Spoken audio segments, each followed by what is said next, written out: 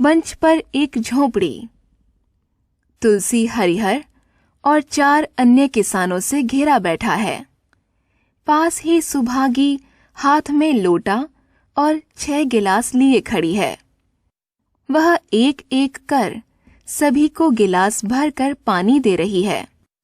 भैया तुलसी, लड़की की कहीं दूसरी जगह शादी कर दो। आजकल बाल विधवा के विवाह को कोई बुरा नहीं मानता, फिर क्या सोच विचार करना। भाई मैं तो तैयार हूं, लेकिन जब सुभागी भी माने तब ना। यह किसी तरह राजी नहीं होती। तभी सुभागी हरिहर को पानी से भरा गिलास थमाने पहुंचती है। बेटी, हम तेरे ही भले के लिए कहते हैं। माँ बाप अब बूढ़े हो गए हैं, उनका क्या भरोसा। तुम इस तरह कब तक बैठी रहोगी? काका, मैं तुम्हारी बात समझ रही हूँ, लेकिन मेरा मन शादी करने को नहीं कहता। मुझे आराम की चिंता नहीं है। मैं सब कुछ झेलने को तैयार हूँ। जो काम तुम कहो वह सिर आंखों के बल करूंगी, मगर शादी करने को मुझसे न कहो। मंच पर रामू और उसकी दुल्हन का प्रवेश। तुम अगर सोचती हो कि भैया कमाएंगे और मैं बैठी मौज करूंगी तो इस भरोसे न रहना। यहाँ किसी ने जन्म भर का ठेका नहीं लिया है।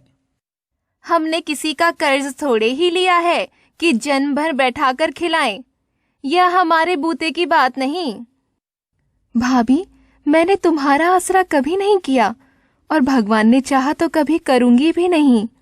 तुम अपनी देखो, मेरी चिंता ना करो।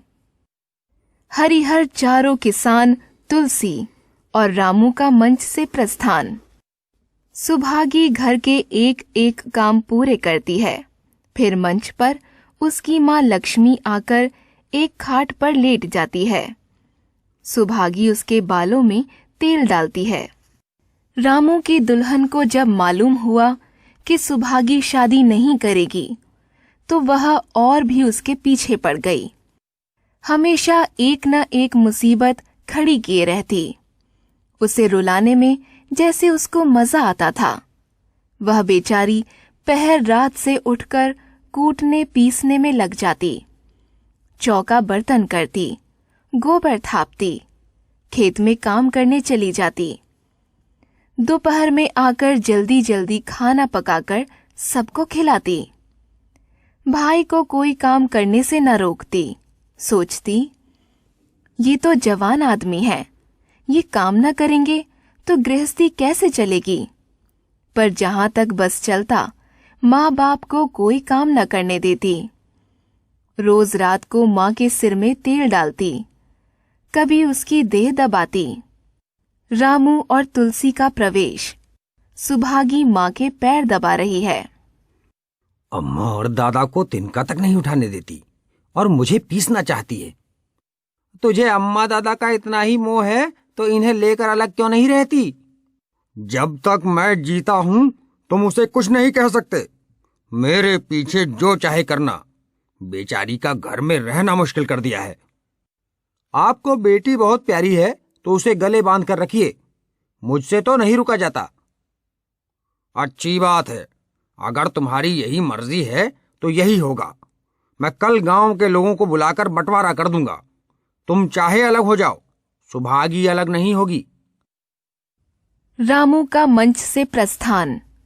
तुलसी दूसरी खाली खाट पर लेटकर कनखियों से सुभागी की तरफ देखता है। सुभागी मनोयोग से माँ के पांव दबा रही है।